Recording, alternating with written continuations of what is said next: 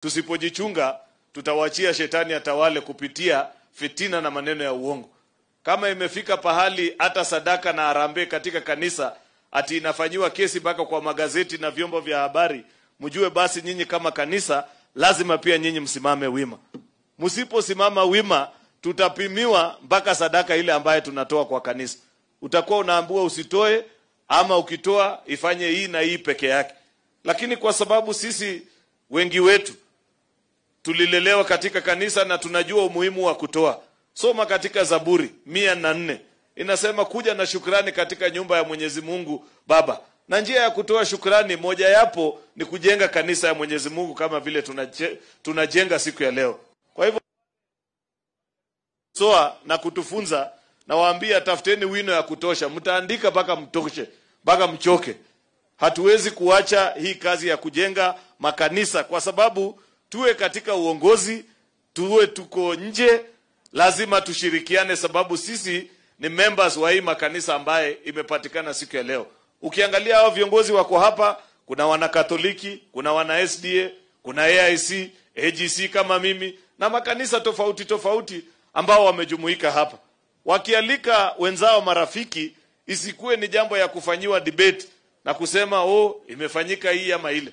Na unajua mimi nimesoma Biblia kutoka mwanzo mpaka mwisho. Sijaona mahali inasemekana ukitoa unampelekea mhubiri ama bishop ndiye aweze kukurudishia. Ukitoa unatoa kwa Mwenyezi Mungu. Ule anaweza kuikubali ama kuikataa sadaka hiyo ni Mwenyezi Mungu aliye juu mbinguni peke yake. Kwa hivyo wale pengine kidogo wanajaribu kufanya siasa na mzaa na matoleo ya kanisa, tafadhalini tafuteni kitu ingine ya kufanyia siasa, lakini sio maneno ya kanisa, kwa sababu hayo ni maandiko matakatifu ambayo lazima tuyafuatilie.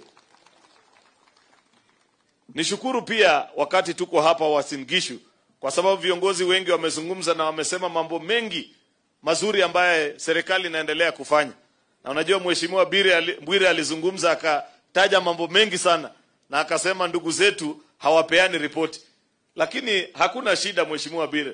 Mimi nafikiri tumegawa kazi. Kuna wale wa kupeana ripoti mbaya na wale pia wa kupeana ripoti mzuri.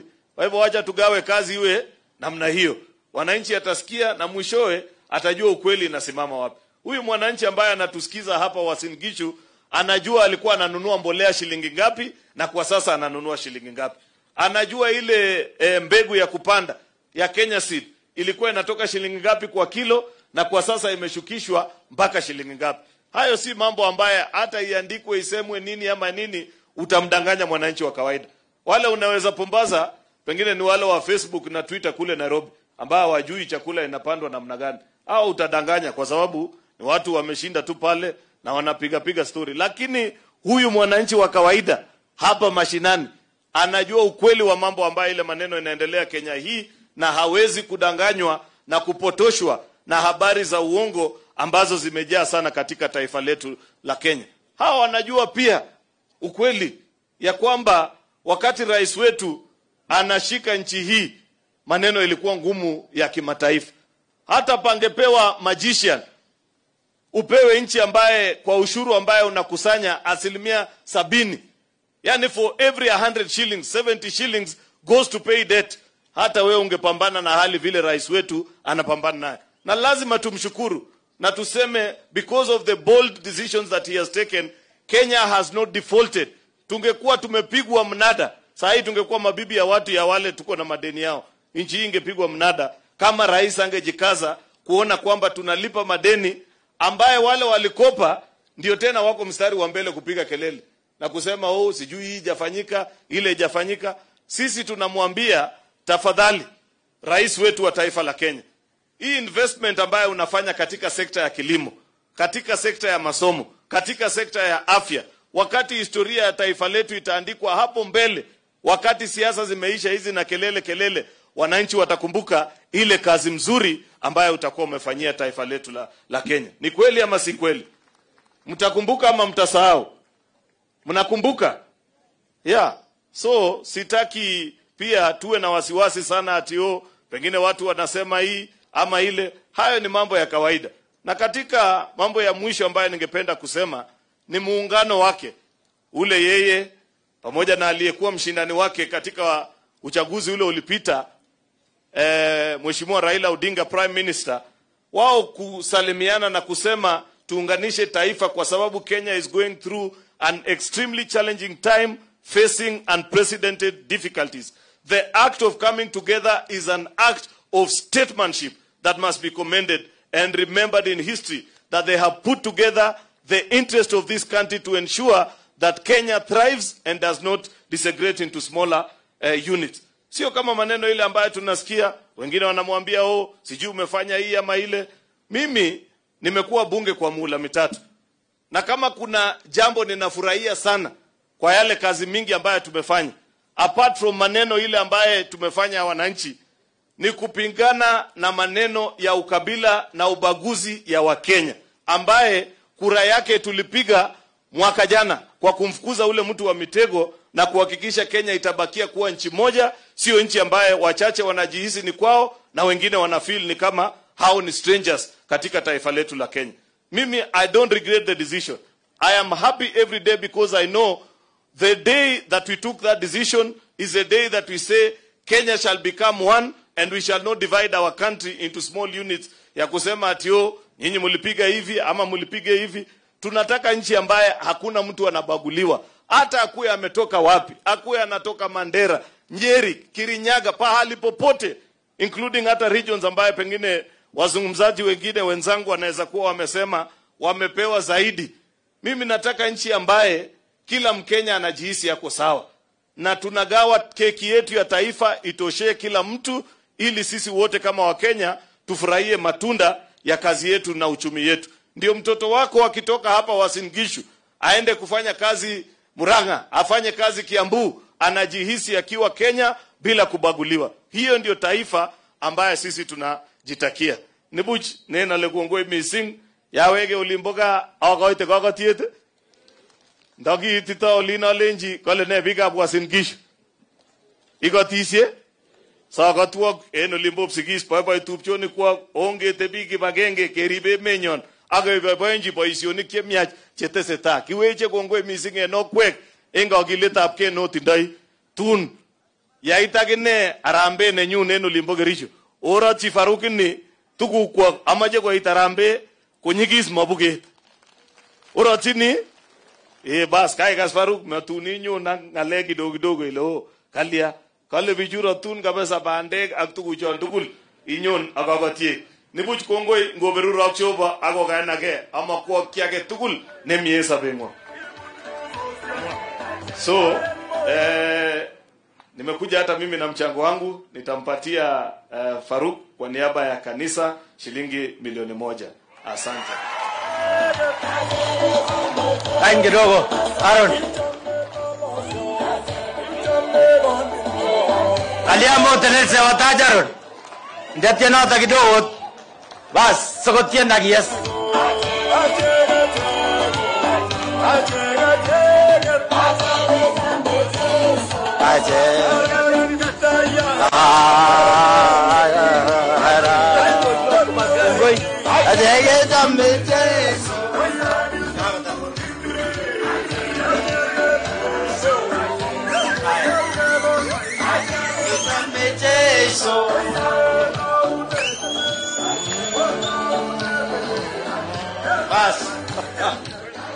Bas inyo kot kilbin mrenoni.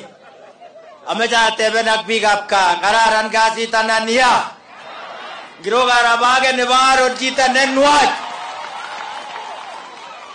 Kocha maron cheriyoti. Chita ne kostoi teje boisionik.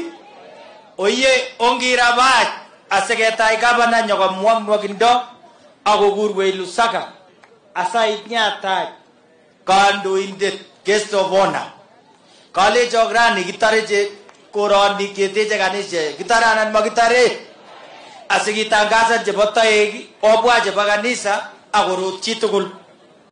Amecha ketache lilim kotit agenge kokoitaeng 1 2 Chalilim Kong Nyolo Jorgi agitarete kongoi.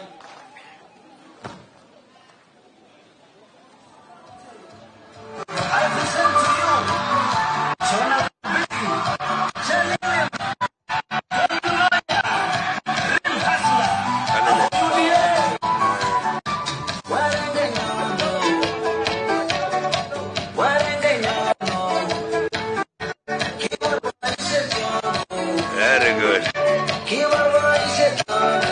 lago. Asante sana. Makofi watoto. Asante sana. Haya, asante sana. Ngago bog lago kanan ngayanga. Nguo ya Faruk lago. Basi hamjambo wanafunzi. Kuna jambo utaniona baadaye. Saa hizi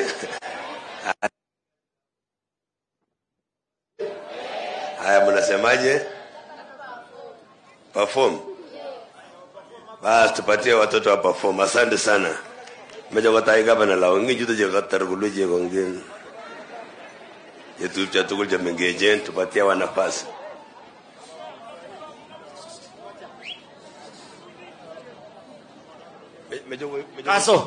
Kazi kidogo. Lago.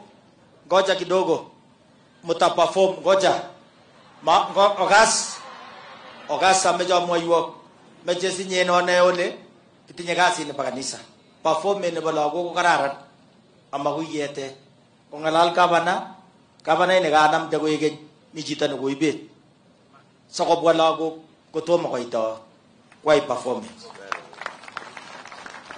Ako medyo nalagmi kanisa.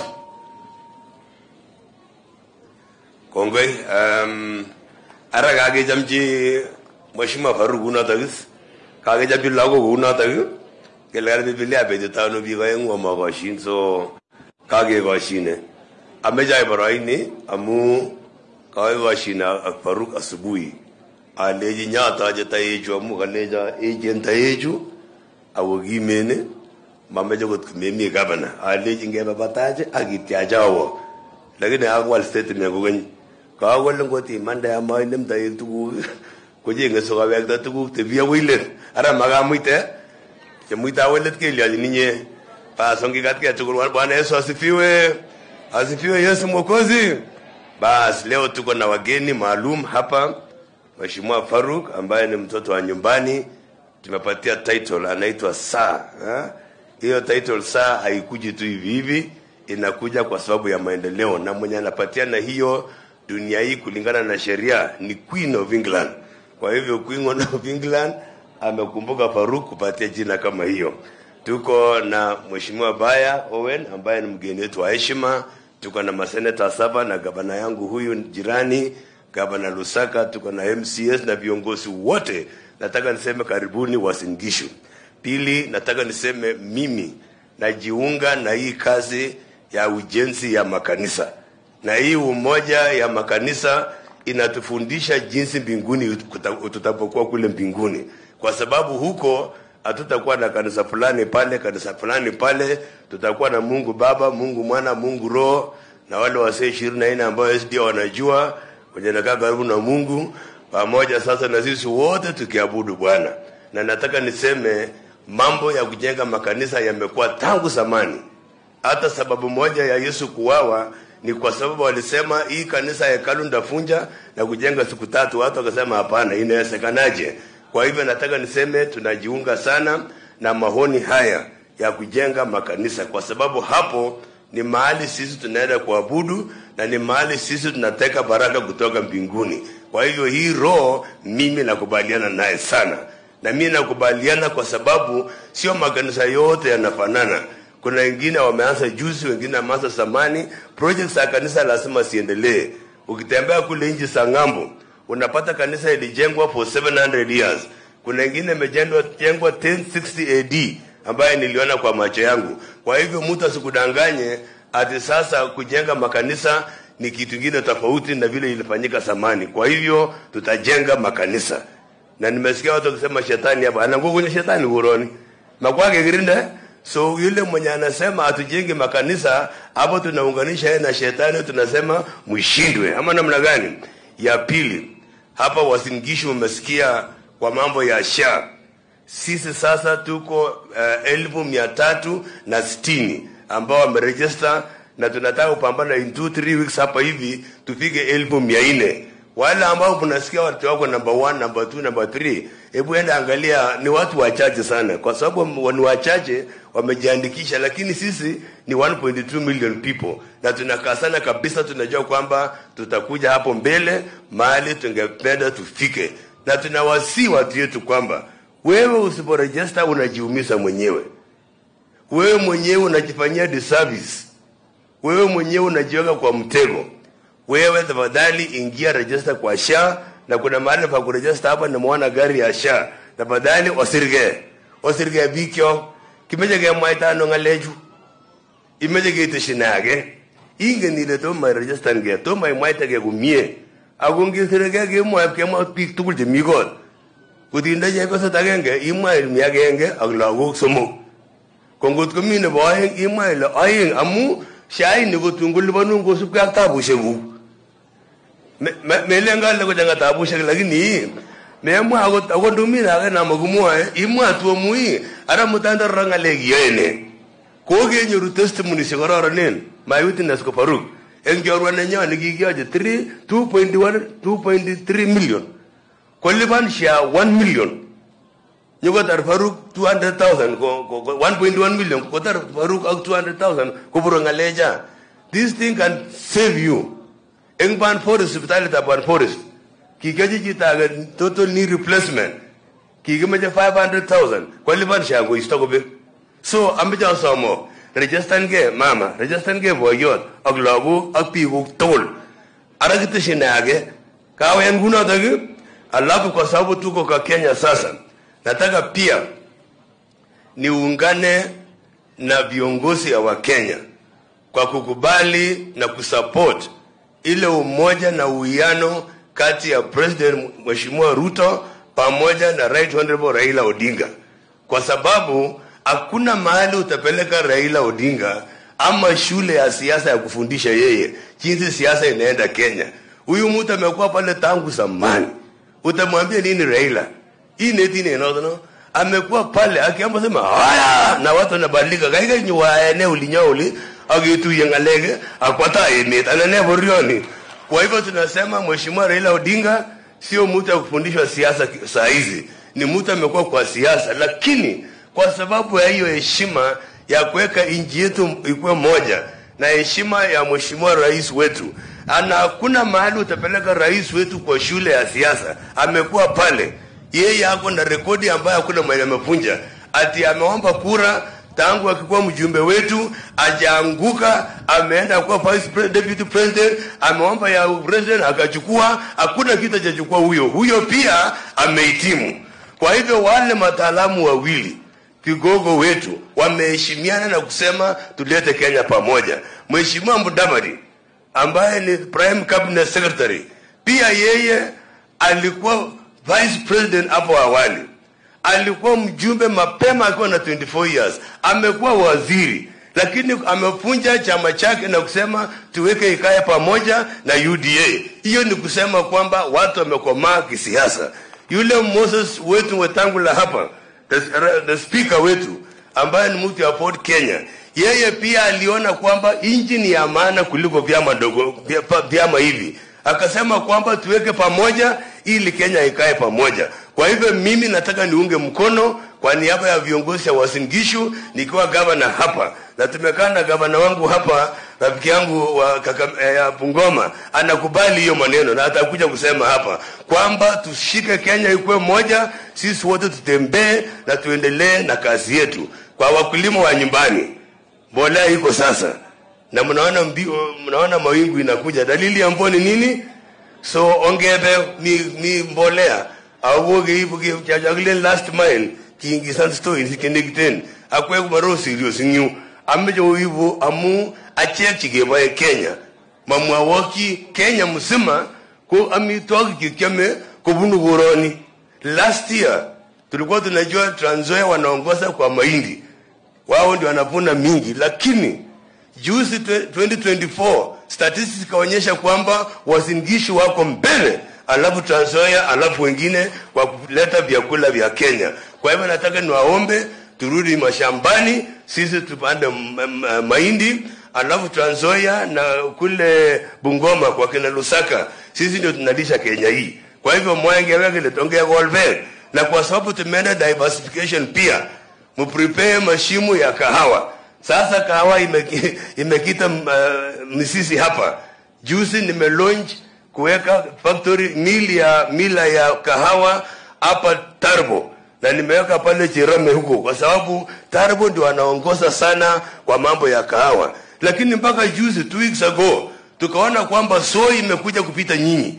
Koko mang soy nito mgegere kule kahawa au kwa gere Moiben kumeje 94,000 seedlings igere leji kwa kije kubwanu. So ogilge Taribo ongegol kahawa au kwa kuna factory notono miteune amaje by next year kutaka kwa kazi factory nebo kahawa in Uasin Gishu ko limbo keses ko kwande amuki meje gerib toga age meje kwa kinegile maziwa ni school fees ko gikono yin sawadi ne to magere ni wure the most innovative governor in Kenya kwanenda ana meje jang ne wure ngage anenda ne wono amu go gileji ke ndagisa ko ilole sai ne bajita putin mamije pondo lole ago gileji governors magi ko tai basari guna ge mitabu agil batinyu agem siyesinyu lakini go gije ngore ni gitarete vikyo ne gilen maziwa ni school fees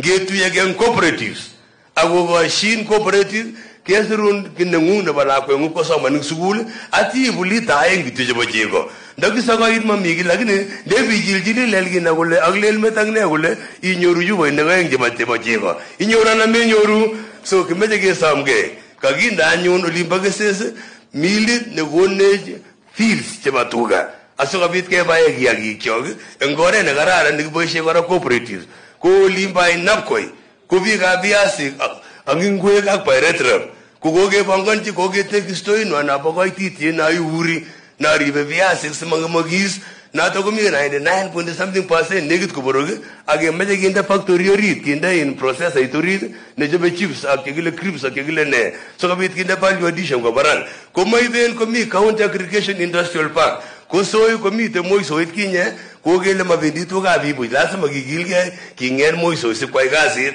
ara ribote met kapseret ko ginda process ne bojego in Kenya ini chita nigisho woji lago kya mengejin jego kwanenda mawagas gale kiishata waliginya gotin mapema ngevendi tai kota go subwe dalage ko inigele ne ba machagos ko gere last week first lady ne Kenya ko lonje ni ngale gapchego ngolimba Homa Bay yani go itu jo yin ki ko goti tai ne tom gegere so ameja samo o gas ngale ki gumoy age meje geleji Faruk ko ngoitu chenyo kine tai ngaljigi magingen ngimoni chikitu tos kanisa shek pamoja aga sit kibagenge ameja njunge vendi tai kita oga meset kibagenge meset ab kitai hadas tiba sakramenti obanga lainda tiba kupinga yo obanga lainda ke amtukul pamoja ngevendi nyu ke la sugute joba age dije sagoye kongoi kwaya ko tien kamsa bolen dawe di kwaya nguto sub ketana na nupkiono amugi ga ge wonang siyu ge lakini this time ameje ge kilje kwaya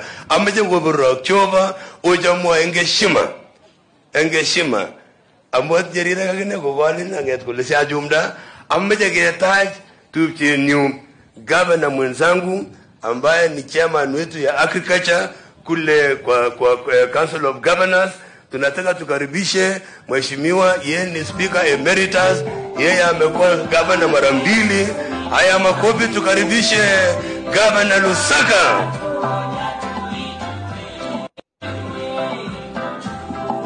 Haya na anapokuja mimi natoa gavana gaje bokmana zigilaji lakini ngawoni kusubka wala muji mamane kagonu siling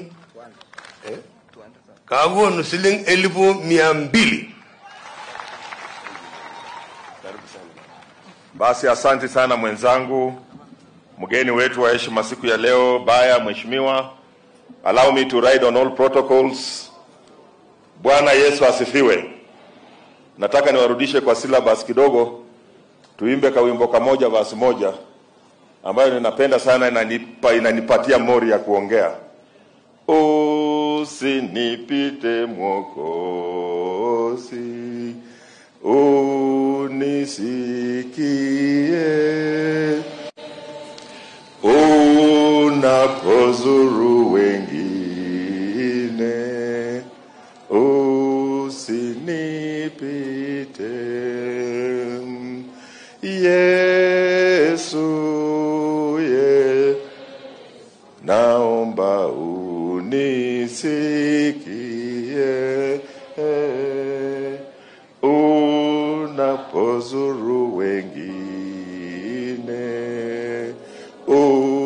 usinipi, kwamba unapozuru wengine usinipite.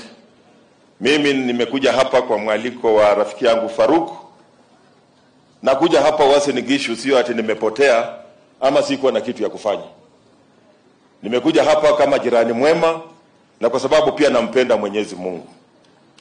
Kwa sababu Mwenyezi Mungu amefanya mambo makuu katika maisha yangu. Kwa hivyo mahali nasikia kuna mambo ya Mungu, mimi siwezi kukosa hapa. Na nimekuja pia kuchangia, na niseme hivi kwa sababu hii kazi tunafanya ya kuchangia iko katika Biblia. Kumbukumbu la Torati 16 na 17 inasema kwamba usiende kwa nyumba ya Bwana bila chochote, na uende kutoa kulingana na vile Mungu amekubariki. Bwana Yesu asifiwe. Mimi wakati tumekuja kutoa sadaka na wakati tunatoa, si kuona mtu akiulizwa hii ulitoa wapi. Nobody was being asked to explain the source of the money alikuwa anapeana. Kwa hivyo kwa nini tuulize wengine? Unaweza kuleta shilingi moja umeiba, na mwingine aleta shilingi milioni moja ila amefanya kazi kwa bidii, na yote inaombewa. Kwa hivyo mimi nimekuja kuchangia Mungu, na nitaendelea kuchangia Mungu. Hata last week Sunday tulikuwa hapa Uasin Gishu na Mheshimiwa Rais kuchangia Mungu, kwa sababu bila Mungu singekuwa vile niko. Na wale wanapinga kuchangia Mungu wasome Psalm 35, Zaburi 35 verse 6, inasema njia yao itakuwa telesi na nyeusi. Sio Lusaka anasema. Na malaika wa Mungu watawafuata. Kwa Kiluya tunasema yani njia yao itakuwa na vumiumyu na kumalia ti. Kwa hivyo tumekuja kufanya kazi, na ile kitu ya muhimu hata ile ambayo tumekuja kwa sababu pia tuko na watu wa kutoka Bungoma. Tunataka good neighborliness. Tunataka Kenya hii yote iweze kuunganishwa. Kenya hii yote tuweze kuwa kitu kimoja. Na niungane na wale wenzangu wamesema kushukuru Mheshimiwa Rais na Mheshimiwa Raila Odinga kwa kuungana. Kenya tunasahau kwa haraka sana. Kura hii ilipopigwa, difference ilikuwa kura 1233 na 211. Na ile ushindi ilipeanwa, sisi Bungoma ndio tuliangusha ratili. So ukiangalia it was about 48-51%, which means hata Mheshimiwa Raila alikuwa na percentage kubwa ambayo ilifuata yeye. Licha ya kwamba sisi, mimi niko Kenya Kwanza, licha ya kwamba sisi tulishinda, but he also had a following which was almost half. Sasa hawa watu wanaenda wapi? Ndio Mheshimiwa mmekaa pamoja wakasema wacha tuunganishe Kenya. Let everybody be part and parcel of this government. So that hii kitu ya kusema the winner takes it all ndio inafanya watu wanapigana. Kwa hivyo tunawashukuru. Na nishukuru Mheshimiwa Raila kwa sababu nimemuelewa. Mimi nimekuwa Addis Ababa na nikaona kitu kimoja ambacho pia alifanya. Kama angeendelea, alishindwa kwa round 2. Kama kwa sababu zingekuwa round 7, kama angeendelea huyo mwingine mwenye alishinda hangepata, na wangenalify 1 year, hatungekuwa na mtu yeyote ambaye amechaguliwa. So he put the interest of Africa first before his own personal interest. Na ndio pia amefanya katika Kenya yetu. Tuko pamoja. So we want such magnanimous leaders. Na tushukuru Mheshimiwa Rais. Tukiongea mambo ya SHA, mimi kama governor na former speaker, nilikuwa speaker wa Senate, ninalipa shilingi 1059 every month inaenda kwa SHA. Mimi nina bima ile inanilipia kwa parliament na bunge la Bungoma. Kwa hivyo hiyo 59,000 inalipia wewe ambao haujiwezi. That's the man that's going to assist you, kwa sababu mimi nina bima, lakini nimekulipia wewe ambao umejiregister na ambao haujiwezi. That is how SHA works. As simple as that. Wale wanapinga wana uwezo, lakini wewe siku utakuwa mgonjwa ndio utajua kwamba hii kitu kumbe inatusaidia. Kwa hivyo nataka niwaulize, let us register. Kwa sababu wale wajiregister, mtu anasema haifanyi na hajajiregister, hajaenda kule. Hiyo ni kuleta mambo ya uongo. Kuna mambo mengi Mheshimiwa Rais anaendelea kufanya. All he needs ni sisi tumuunge mkono kwenda mbele. Na hapo ndio mimi niko. Mimi ni mfupi lakini naona mbali. Sijawahi kuwa kwa upinzani tangu niingie siasa. Haki ya Mungu. Na huwa anasema inzi lazima akufe, lakini nategemea unakufia wapi. Ile inzi mjinga atakufia kwa choo. Ile inzi haiko na akili itakufia kwa maziwa. Mimi nakufia kwa maziwa. Ndio unaona hata nikitembea hii serikali inaendelea kuundwa, hii inakuja, ndio unaona mimi si mjinga. Ukiona nikikuja huku Uasin Gishu kwetu, ulikuwa ukiona msichana kijana anapita pita kwenye iko msichana iko maneno anatafuta. Hata mimi nikikuja huku Uasin Gishu si hata natembea tu, sina kazi ya kufanya. I know what I'm doing. Hata hii michango nafanya, I know what I'm doing. Na Mungu ataona, Mungu atatubariki. My friends. Hakuna mtu anaenda kwa siasa kwenda kwa upinzani, unajipata kwa upinzani kwa bahati mbaya. Kila mtu anataka kuwa kwa serikali. Huko upinzani iko baridi nyingi. Tuulize wale wamebaki. Kama baba na mama wamehama kwa boma, na wao ndio walikuwa wanaongoza, wewe mtoto unaendelea kupika hata paka imehama, unabaki kwa boma peke yako kufanya nini? Sio wamba pia uende. Baba ile mkubwa wa Azimio amekuja. Sasa watoto jameni, kujeni tufanye kazi pamoja. Tujenge Kenya yetu. Let us support the president. The president means well. Hata ukioa bibi yako hawezi kuwa miezi mitatu na anaanza kutema mate. Hiyo haitakuwa mimba yako. Yako inachukua 9 months. Ndio unaanza kuona matunda. Ndio unaona sasa vitu imeanza kubadilika. Unaanza kuona mambo ya housing inaanza kushika, mambo ya mabarabara. Wakati waliingia uchumi ilikuwa mbaya, but now hata huko kwetu contractors wameanza kurudi kwa barabara kutengeneza barabara. So all we want to ask of our people, let us support the president and we are sure he's going to transform this country. Sitaki kusema mambo mingi, nimeleta mchango yangu kidogo. Kelele, asante sana kwa kuwa unanikaribisha. Mchango yangu ya shilingi 1,300, 300,000 ya kusaidia pia kanisa hii na kusaidia hii makanisa, na muendelee kutuombea na Mungu awabariki. Mkienda nyumbani mubarikiwe sana.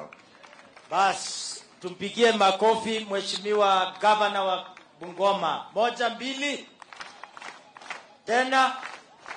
Haya, hao watoto na wapatia taka kidogo tafadhali, wae present haraka ili tuite mgeni wa heshima na tupatie heshima kanisa. Perform.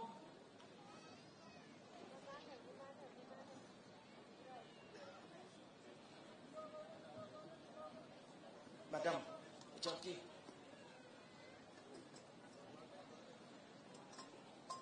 Can we perform?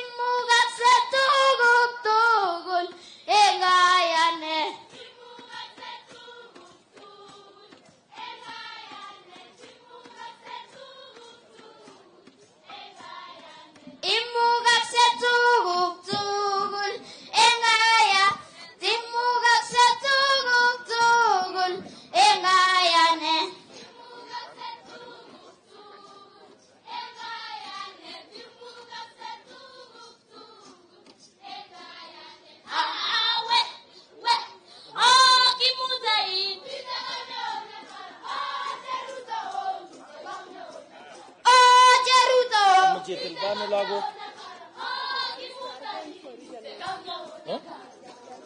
Saramayo, niyo. Taona watu. Saramayo, niyo. Saramayo, niyo. Kagoye radio.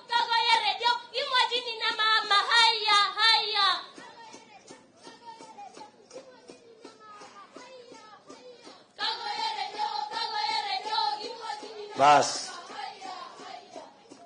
Kongoi. Kagas kele lagochu kokowai nemie en Rift Valley bunu Jeborusio. So madam, I will give you 100 Timote lagochu bain nyoi. Ora bokti lago kamup ko performeni komye. Asanteni sana. Agirib lago sekengalal. Agi nage meip ka palagochu mengechu. Bas ora bokti tukulago. Bas kwa heshima, kwa sababu ya masaa, sisi zote kwa pamoja nataka tusimame tukaribishe mgeni wetu wa heshima Ondaji Tiendo. Agoshangilia anaitwa Owen Baya. Tumpigie makofi 1 2 3. Tena.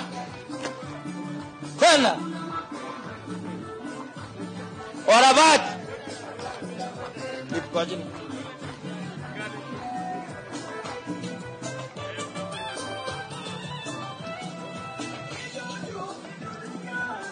Haya.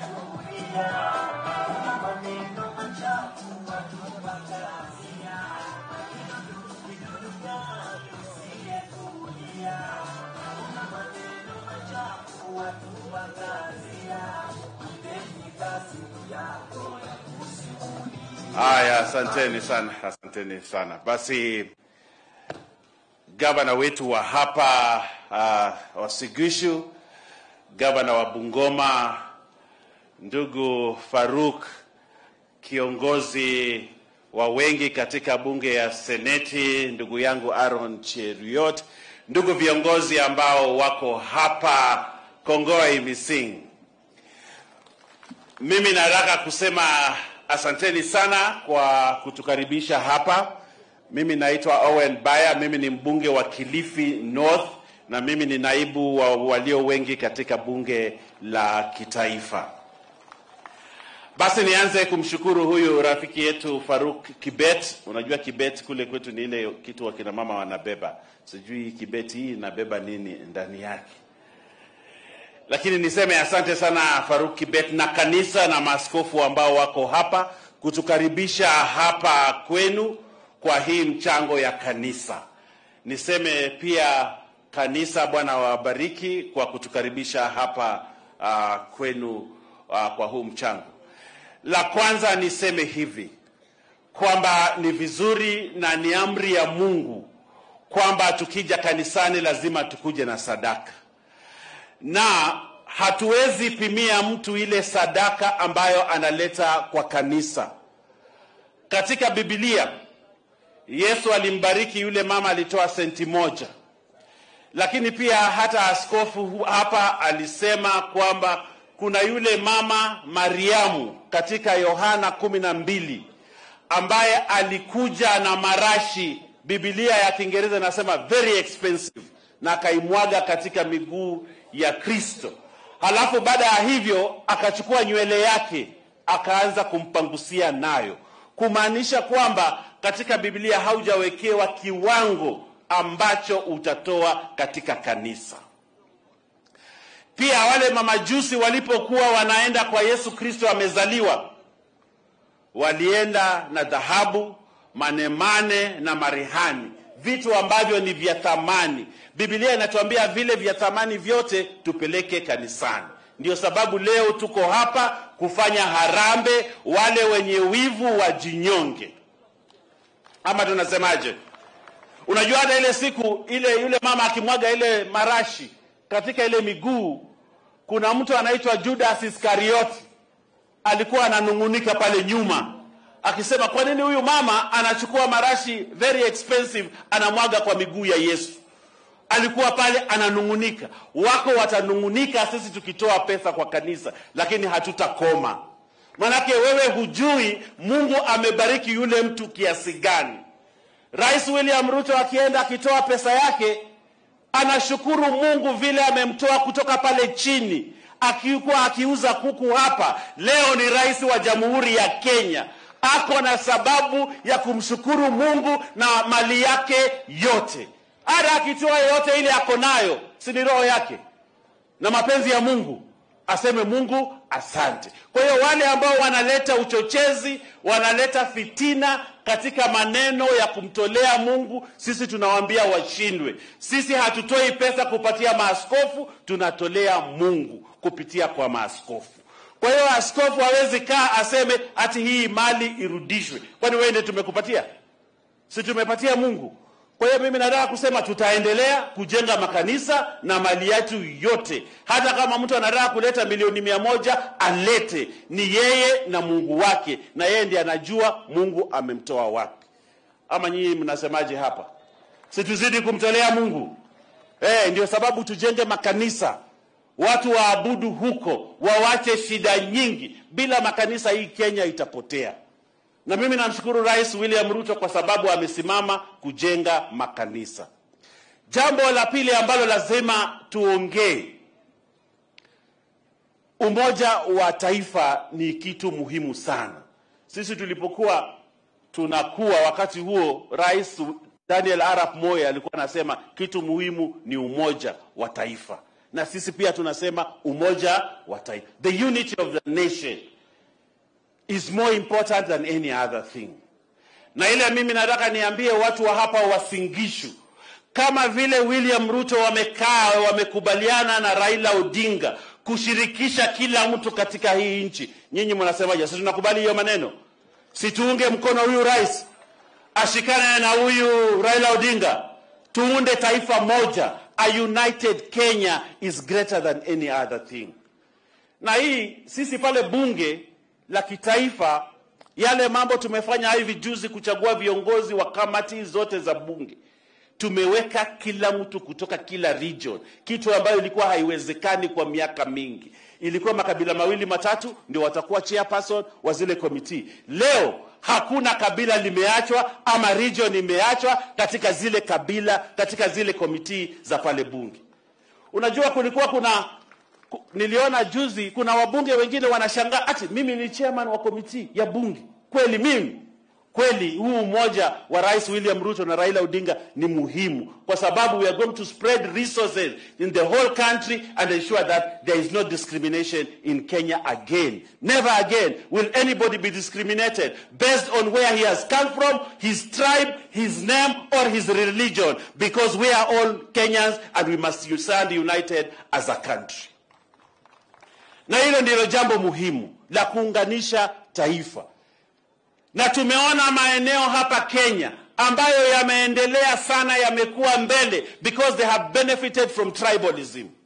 Now they are stopping other communities from developing because they think now they will never use that tribal card again to benefit them. Sisi tunawaambia washindwe, na hawatatushinda. Sisi kama taifa la Kenya tutasimama kama taifa moja, kila mtu afaidike kwa kuwa Mkenya. Ara nyinyi watu wa Uasin Gishu hapa, unajua mara nyingine hawa watu wa Uasin Gishu na watu wa Rift Valley wanapigwa vita, wanaambiwa wako na rais, kwa hiyo wako na kila kitu. Ni kweli? Si kweli? Ara nyinyi mnataka maendeleo ama mnasemaje? Lakini rais akikuja huko akifanya, anaambiwa unaona huyo ameenda kwao kufanya hivi. Mimi nataka kuambia rais, hata hao watu wa Uasin Gishu wanataka maendeleo, aje hapa afanye, ajenge barabara na asiogope, alete maji, alete kila kitu kama vile wale wengine marais wao waliwa benefit for many years. Ama nyinyi mnasemaje hapa? Mimi najua nimetembea hapa nikaona, nimetembea hii Kenya. Na huyu William Ruto amefanya, mimi nimetembea hili taifa la Kenya. Na kuna mahali unaenda barabara horizontal, vertical, all sides, kuna barabara ya lami. Na ukiuliza wamekuwa na marais 3 na wamefanyiwa kila kitu. Sisi ambao hatujatoa rais tufanye nini? Si ni wakati wetu pia? Hata nyinyi benefit kwa sababu you are Kenyans and you should not be judged because ati rais anatoka isehemu hii. Hata nyinyi mnataka maendeleo ama mnasemaje?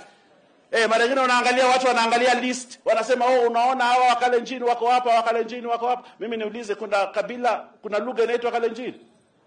Si kila mtu analo, Nandi wako hapa, Watugen wako hapa, Wakipsigis wako hapa, si hiyo ndio inaform Kalenjin? Kila mtu apate nafasi katika hii taifa la Kenya without looking at his tribe, without looking at his name, without looking from where he comes from. Na hiyo ndio Kenya mpya tunataka kujenga. Nyinyi tutaungana tujenge hii Kenya mpya? Nyinyi watu hapa wa Uasin Gishu tutaungana tujenge Kenya mpya? Tutaungana tujenge hii Kenya? tutamsupport huyu William Ruto na Raila Odinga, tuue ukabila hapa Kenya. Kila mtu apate nafasi ya kuwa mtu kamili katika taifa hili la Kenya. Unajua mimi natoka kwa kabila dogo sana huko Wagiriama. Nyinyi mshaona Wagiriama? Kama haujaona Mgiriama unaona wa kwanza hapa. Lakini mimi si ni deputy leader of majority katika bunge la kitaifa. Kwa sababu William Ruto alikataa ukabila, akasema hata huyu Owen kama anatoka huko Kilifi huko mbali lakini akae kiongozi. Na mimi si nimetosha ama mnasemaje? Na kazi tunafanya. Kwa hiyo mimi nataka kusema kwamba kama wananchi wa Kenya, kama taifa la Kenya, kama viongozi, tutaungana na wale ambao wako tayari kuleta umoja wa taifa. Na nataka kuambia wale watu ambao bado wanashikana na huyu mtu mkabila, huyu mtu wa mitego, huyu mtu wa ambaye alitaka kuligawanya hili taifa la Kenya, ati kwa sababu they want to benefit from his tribal antics, hata hao watashindwa. Na tuambie huyu mtu wa kupitia katikati awachane kufuatana na huyu mtu, kwa sababu hata anaona he will benefit. He will not. Kenyans are cleverer. They do not want tribalism. They do not want. Kwa hiyo wale ambao bado wanaona ati they will benefit from tribalism, ati they will become kings because of a tribalism, that time is long gone and they don't have space in this country. Hawana nafasi katika hii taifa la Kenya. Mimi nimefurahi vile nimeona rais kule Nairobi. Ametembea ile Nairobi na mataifa yote, watu wote, makabila yote walikuwa pale wakishangilia William Ruto anafanya kazi na kila mtu ndani ya Nairobi, katika zile constituencies Nairobi. Na ni waheshimu wale wabunge wa Nairobi vile walimkaribisha rais kwa kila constituency, na watu wakamsikiza, na watu wakamuelewa, na watu wakampenda. Hiyo ndio Kenya tunataka kujenga. Ama nyinyi mnasemaje hapa? Situjenge Kenya moja, kila mtu afaidike kwa kuwa Mkenya. Na tukitoa ukabila, equal opportunities will come. When we finish tribalism in this country, equal opportunities will come. Everybody will have an equal opportunity to be who he wants to be in this country. Ndio mimi nafurahia sana ukabila ukiisha, kwa sababu sisi wa makabila madogo tutapata nafasi katika hii taifa la Kenya. Na niongeze niseme hivi. Ndugu zangu, kuna watu wengi, big traders, wale wafanya biashara ambao kwa miaka mingi sana walifaidika na maneno ya NHIF. NHIF haikufaidi wagonjwa, ilifaidi wana biashara. Kuna watu wamekuwa matajiri kwa sababu ya ule ukora ambao ulikuwa katika NHIF. Kuna watu walipata pesa nyingi wakaweka kwa mfuko, wakafuga familia zao kwa sababu ya ukora ilikuwa ndani ya NHIF. Lakini William Ruto akaona hiyo ukora na akasema ukora tumalize NHIF, tuanzishe kitu inaitwa SHA. Kitu ambayo itasaidia mwananchi, social health insurance. Mwananchi wa chini afaidike. Lakini kwa sababu wanaona they have lost their business, wanapiga vita hii kitu ya SHA. Kila wakati wanasema hili, kila wakati wanasema. Lakini kuna mwananchi yule wa chini ambaye ana testimony, anasema mimi SHA imenilipia pesa hii, mimi SHA imeniokolea hapa. Ndio sababu wale ambao wamepoteza biashara kubwa kubwa wanasema sasa, unaona hii SHA haifanyi kazi, don't register. Mimi nawaambia nikiwa hapa, to register kwa SHA. Turegister kwa nini? Kwa SHA. Kama wewe huja register SHA, tafadhali jiandikishe, na kujiandikisha ni bure.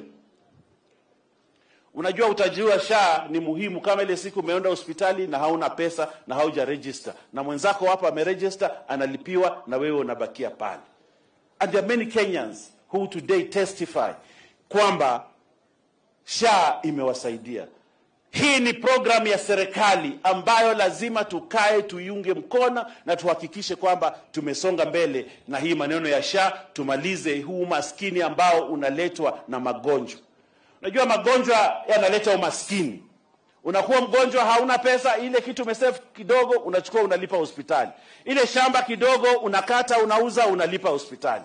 Ile ng'ombe umeweka hapo unachukua unauza unalipa hospitali. Inaleta umaskini. Lakini tumesema never again will a Kenyan sell his cows or sell his goats or sell his land to pay for a medical bill that he has. because we have a program that is a government program that is called SHA that will help Kenyans, those that are poor, those that are rich, those that have wealth, those that have nothing, they will be taken care of SHA because it is an intentional government program ambayo itasaidia wananchi.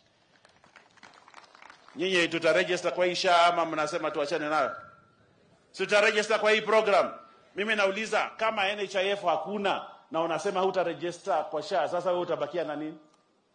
Maana si NHIF hakuna. Tulipitisha sheria tukaua hiyo NHIF, tumebakia na SHA. Wewe unasema hapana, mimi sitaregister na hakuna NHIF. Ni nini itakuokoa? Si ndugu zangu, ni turegister kwa hii SHA. Tuhakikishe kwamba hili jimbo hili la Uasin Gishu limekuwa nambari 1 katika registration, ili watu wasaidike. Ama nyinyi mtaaibisha hii kaunti ya Uasin Gishu? Mtasimama imara turegister kwa hii SHA, watu wapate matibabu, waache kuuza ng'ombe kwa sababu ya ugonjwa, waache kuuza mashamba kwa sababu ya ugonjwa, ili serikali isimamie maneno ya matibabu ambayo tuko nayo kila wakati. Jambo la mwisho mimi niongee hivi. Rais alipochukua uongozi, hatamu za uongozi, hii maneno ya CBC ilikuwa imeanza. And there was a lot of confusion. Watu hawakujua ni nini itafanyika. Wengine walikuwa wanasema tutoe CBC, turudie ile ya zamani, lakini wakati ule wa Uhuru Kenyatta alikuwa ameanzisha CBC.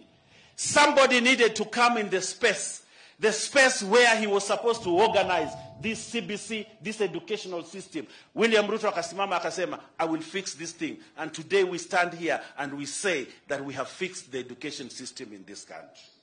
Proudly. Na mimi nasimama hapa niseme this education system has been fixed. CBC kwa hapo, JSS, siku hizo ukitembea unaona wanafunzi wako na uniform mpya, ukiuliza anasema yeye ni JSS, yeye ni grade 8, yeye ni grade 9. Very soon tutakuwa na senior school. And we are getting ready slowly as a country. And as a government we have set aside funds to make sure that CBC works. Na mimi nataka tu support hii program, manake already it has taken off. Hii meli imeng'oa nanga, lazima kila mtu a support ile tuhakikishe kwamba you have fixed the problem in the education system in this country. Ama nyinyi mnasema turudie ile ya zamani? Si inaendelea. Kwa hiyo mimi naambia viongozi ambao hawajajenga madarasa wachukue pesa ya CDF wajenge madarasa. Ama mnasemaje? Watoto wasome katika miundo msingi iliyo bora, iliyo sawa, ili elimu ya Kenya izidi kung'ara na kukua mbele. Na mimi niwatangazie hapa, juzi tulikuwa pale bunge tukapitisha budget na tukasema these universities which have issues, we have an opportunity now to fix them because we have set aside funds to fix the universities that have problems. Na William Ruto amesema tuweke pesa kwa university zetu ambazo kwa sasa zimeumia sana kwa sababu ya madeni. Tutoe madeni, wale ambao wanadai university walipwe, universities ziendelee. Tusikue tena at an opportunity where lecturers must go on strike because of pay. We have said we are fixing the university and we will do it. We will fix it and make sure that this country's education system is not jeopardized by any other thing. But pia niambie vice chancellors wamepewa mamlaka ya kuangalia hizi university. They must stop mismanaging universities. Because mismanaging a university is mismanaging the human capital of this country. That must stop. Na naambia vice chancellors wote katika hili taifa, kila mtu awajibike, ahakikishe kwamba university education is as a top notch as it used to be in this country. Hiyo tuwaombe university wahakikishe kwamba wamefanya hiyo kitu. Mimi nashangaa nikiona ati profesa anasema hana pesa ya petroli ya kuingiza gari yake. Na yeye amesoma mpaka huko juu. Na yeye ni profesa kwa sababu somebody has mismanaged a university. Stop mismanaging universities. If you mismanage a university, you are mismanaging the human capital of this country. Ili hii maneno ya elimu katika taifa la Kenya ikuwe sawa. Mwisho kabisa mimi niseme, mimi sinichukue salamu zenu nipelekee watu wa Kilifi, ama mnasemaje? Ara nikikutana na William Ruto nimwambieje?